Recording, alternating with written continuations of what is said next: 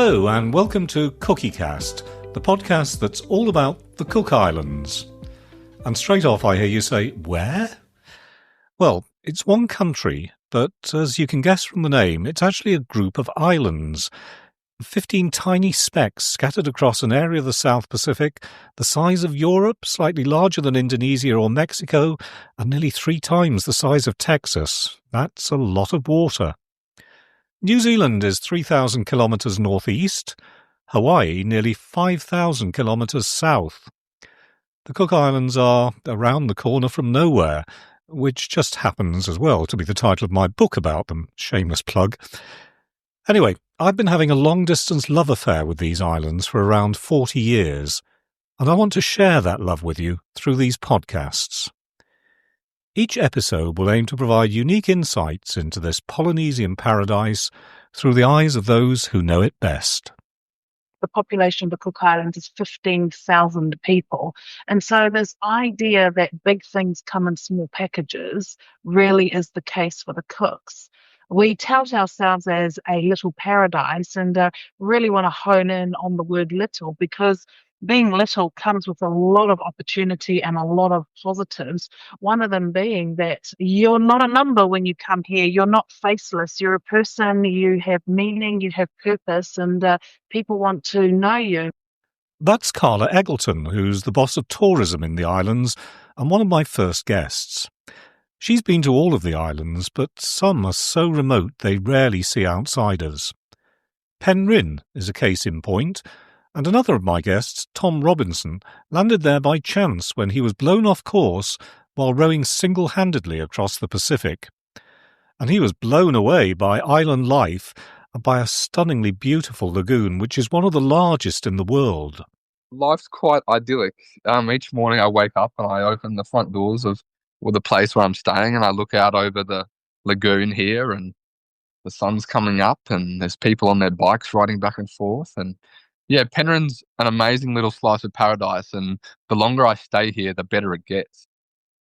Back on the capital island of Rarotonga, and purely in the interests of research, you understand, I've been finding out about an iconic bar and restaurant and its legendary owner, Trader Jack Cooper. His daughter has many tales to tell, including this one about when her dad met US Secretary of State Hillary Clinton. He was quite taken by her when he actually got to meet her, and I think he even commented she was the most amazing smelling person he'd ever smelt. And Dad, who'd been told to stick to the coffee, had by this time changed to a gin and tonic. And then when he was asked to meet her, was concerned about smelling like cigarettes and gin, and was very chuffed at the experience. And she said some very positive things about, the restaurant and the service, and that was lovely.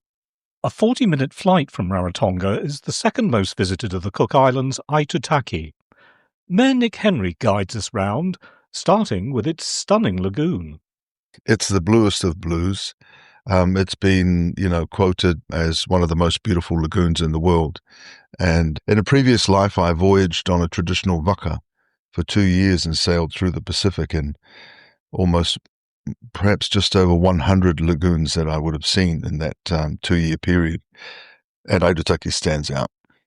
Best-selling crime writer Ian Rankin, creator of curmudgeonly cop Rebus, tells me about his first visit to the islands in 2024 and what was so special for him.